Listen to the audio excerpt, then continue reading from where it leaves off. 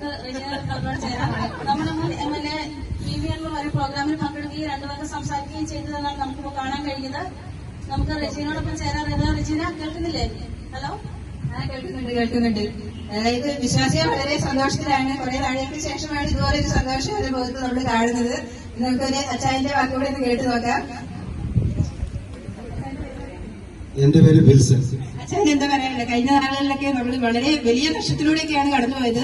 എന്താണ് രണ്ടു വാക്ക് പറയാനുള്ളത്? അതിന്റെ മക്കളെ 2 വർഷത്തിന് ശേഷം വളരെ അനുഗ്രഹപ്പെട്ട രീതിയിൽ ഇങ്ങനെ ഒരു സൺഡേ സ്കൂൾ ആനിവേഴ്സറി ഇത്രയും വിശാലമായി ദൈവം നമുക്ക് നടത്തുവാൻ ദൈവം അവസരം തന്നു.